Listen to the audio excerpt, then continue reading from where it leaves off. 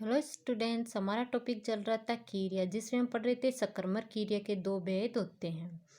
जिसमें हमें विशेष पढ़ा रहे थे हम, जिसमें है द्विक्रम क्रिया की पहचान के लिए वाक्य में प्रयुक्त क्रिया से क्या और किसको दोनों के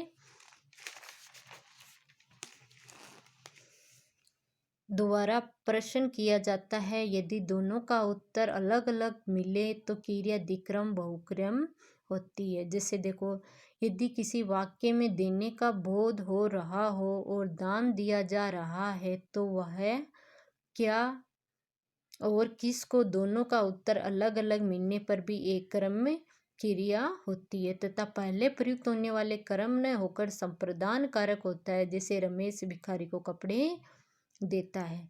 रमेश धोबी को कपड़े देता है, जिसमें देखो भिखारी क्या है। पहला था रमेश भिखारी को कपड़े देता है, दूसरा है रमेश धोबी को कपड़े देता है। जिसमें भिखारी क्या है, संप्रदान कारक है, धोबी क्या है, कर्म कारक है, कपड़े क्या है, कर्म कारक है।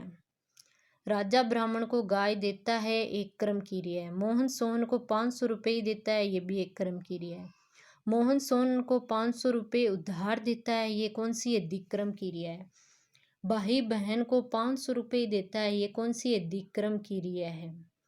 ब्राह्मण को संप्रदान कारक है, गाय क्रम है, सोहन को संप्रदान कारक है, 500 रुपये क्रम कारक है।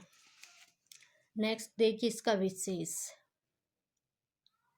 जब किसी वाक्य में दो क्रम प्रयुक्त हो तो जो क्रम पहले प्रयुक्त होता है वह सजीव प्रसंग सहित और गौण क्रम होता है तथा बाद में प्रयुक्त होने वाला क्रम निर्जीव प्रसंग सहित और मुख्य क्रम होता है। जैसे हरीश पक्षियों को दाना चुगाता है, पक्षियों को सजीव प्रसंग सहित गौण क्रम है, दाना निर्जीव प्रसंग सहित मुख्य क्रम है।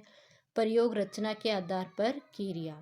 प्रयोग रचना के आधार पर क्रिया देखो कितने प्रकार की। एक तो है सामान्य क्रिया, एक संयुक्त क्रिया, एक पूर्णकालीन क्रिया, एक प्रेरणार्थक क्रिया। नेक्स्ट कृदंत क्रिया, नाम धातु क्रिया, कृदंत क्रिया, सजातीय क्रिया, सहायक क्रिया।